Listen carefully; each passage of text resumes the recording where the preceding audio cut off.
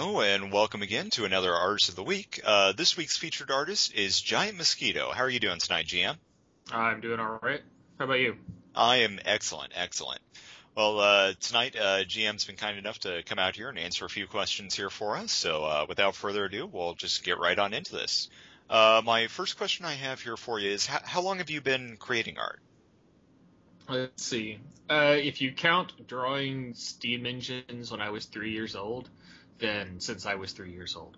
Oh, of course. I didn't really get started drawing anything seriously until high school. And then it was just like on and off. I would draw like Ranma 1/2 fan art and stuff like that. So how did you learn to create art? Did you have any formal training? I did not have any formal training to begin with until I got into college.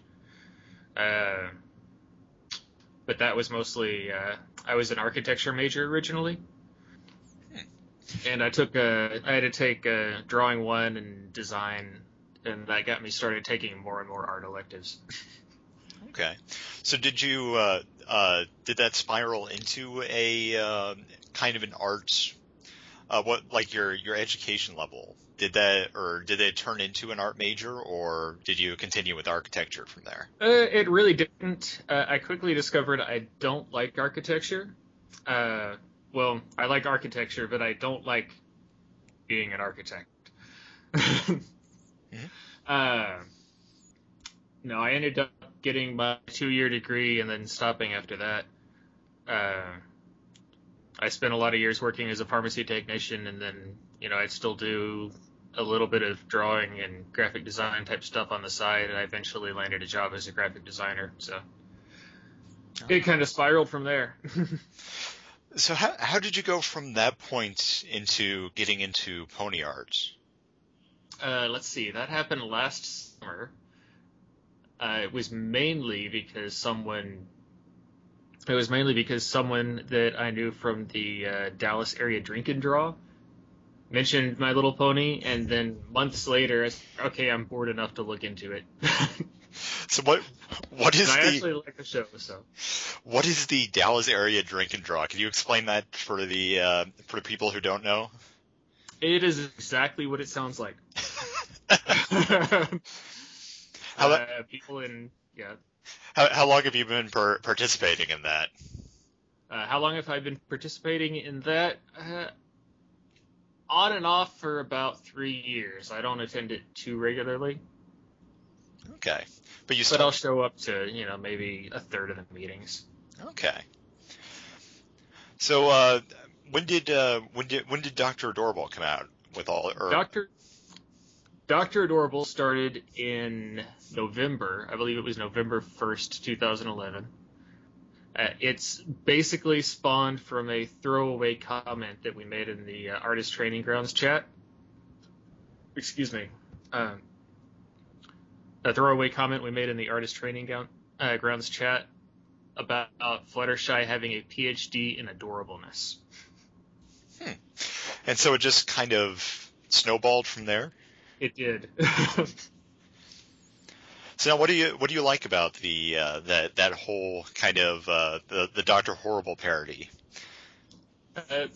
First off, I'm a sucker for crossovers. It's always interesting to me to see how people take one thing and a completely different thing, especially when they, by all rights, should not go together, and combine them into something new and interesting. And now you said you worked with the Artist Training Ground. How long, or what's your involvement with the training ground? I'm not involved with them in any official capacity, like as an officer, admin, or moderator, or whatever you want to call it. Mm-hmm. I'm basically just a member. I got into it because I met Fetchbeer at a meetup shortly after the original Artist Training Ground happened, and then I just started doing their weekly challenges on DeviantArt. All right, interesting. So how, or what inspires you as an artist about ponies? Let's see. First off, they're cute, and it's always fun to draw cute things. Mm-hmm. Also, the response to the response from the fans is very motivating as well. What kind of level of interaction do you have with your fans? Oh, it varies. I'm actually pretty shy, so I'm really afraid to get too involved with them. Understandably. uh, what else can I say about that? Well, I would like to be more involved with them, but I'm not really sure how to go about that without making it weird. okay. So how about just in general? How have ponies affected your life? How have ponies affected my life? I've gotten made fun of a lot at work. uh, Now I know. Beyond that, I've met some really interesting people. A lot of the artists in the My Little Pony fan community are great. They're great people. They're interesting, fun to talk to. In addition to being great artists and inspiring you to do better work. Okay. Now I know a little bit about the. Do you mind telling the story of your of kind of your workplace environment and getting made fun of in there? Let's see. I never made it a secret that I was doing My Little Pony fan art. Uh, of course, it was always in the context of doing it for commission, so it's different if you get paid for it. Mm-hmm. I work at a visual effects studio, which is an interesting environment. It's almost like a bunch of sailors, but not quite as far as how crass they can be. uh, when they actually found out I was going to a My Little Pony convention, I got made fun of so much for it. Took uh, it took the better part of a month for that to die down to a reasonable level. Wow. How was your experience at BronyCon? At BronyCon, it was mostly sitting behind a table selling things. And then every once in a while, I got up to stretch my legs or something. Very busy. It was very busy. I actually had a lot of fun despite being tied to the booth most of the time. All right, great. Well, let's speak a little bit more about your job. How did you end up getting a job in the VFX industry? Let's see. First off, I interned first for about 6 months. Okay. Was it a unpaid internship? Yes, it was an unpaid internship. All right. And then I was a temporary employee for a few more months before they hired me on permanently. All right. Excellent. What's it like to work? What do you kind of do? Let's see. I'm a generalist, which means I do a little bit of everything. My business card, because generalist is not very descriptive, actually says evil genius on it. I think I showed you that at BronyCon. Mm-hmm. I do a little bit of everything. I do mostly motion graphics, which is, words moving across the screen. That's a really simple way to put it. But I do a lot of that. Web design. I do some 2D and 3D particle effects as well. And then I get to do a little bit of concept work every now and then, but not much. So do you enjoy being a generalist, or would you want to be going into something more specific? I do enjoy I do enjoy being a generalist. The main reason I enjoy being a generalist is because I get to wear a lot of different hats, and you never know precisely what you're going to be doing from one day to the next, so it doesn't really have a chance to get boring. All right, interesting. How is working there affected your artwork? How has that kind of helped you along? Let's see.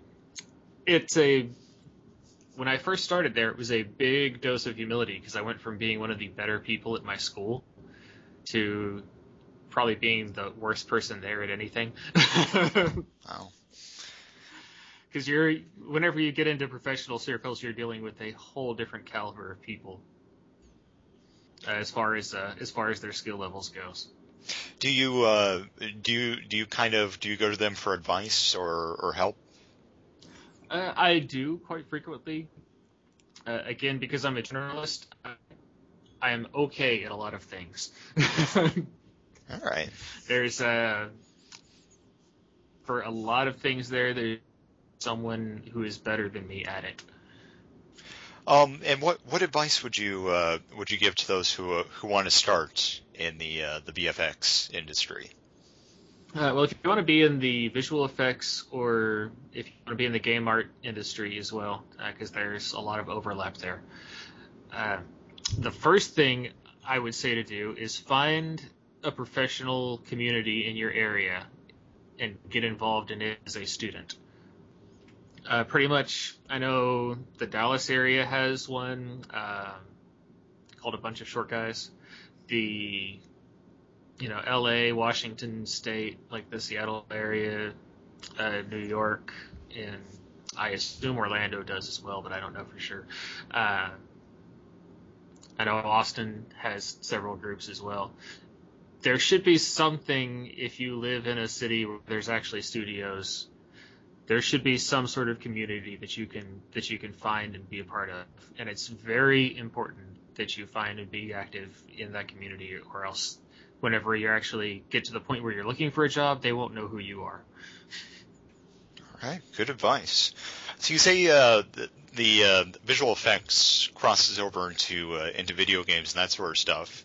Are there any works that our audience would know about that you've worked on? Let's see. There is the upcoming Borderlands 2 game that I've worked on, but I can't tell you what I've done on it yet. So I can't tell you that until it's actually out, so you can see it for yourself. Because of NDAs. Yeah, but of course. Some more questions here for you. Do you have any future projects that you're excited to work on? Any future projects? On a personal level, we're having some music made for Dr. Adorable's blog. Ooh. That's exciting. There's 3 songs in the works so far. All right, excellent. What's kind of your favorite thing that you've ever worked on? My favorite thing I've ever worked on? Jeez. I don't know how to pick one. Oh, you could pick a few. Let's see. I have a student project that I did that was this is not really all that impressive unless you know what goes into it. I made a Boeing 767 that transforms into a bird. Wow. Well, that's very imaginative. And that was a 3D model that was rigged in Maya, which was actually a ridiculous amount of work. Sounds like it. There's also the animation and layout work that I did for an advertisement for the Advantage 2 flea treatment by Pharmaceuticals. We did like some giant monster-looking fleas that were just extreme close-ups and disgusting. It was great.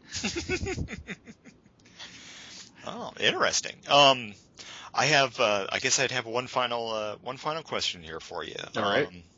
What advice would you give to new artists and people just starting out? Advice I would give to new artists is don't stop making art, even if you think your work is crap, because it's not going to get any better unless you keep at it. It's real easy to get discouraged whenever you look at all the awesome stuff everyone else is making, and you look at your own stuff and you think, oh, it's not anywhere near as good as any of this other stuff. But you just have to ignore that voice in your head that tells you it's a piece of crap and just keep doing it. All right. Great advice. Well, that's all the questions I have here for you tonight. All right. Was there anything else you'd like to leave the audience with before we let you go, Gian? I cannot think of anything.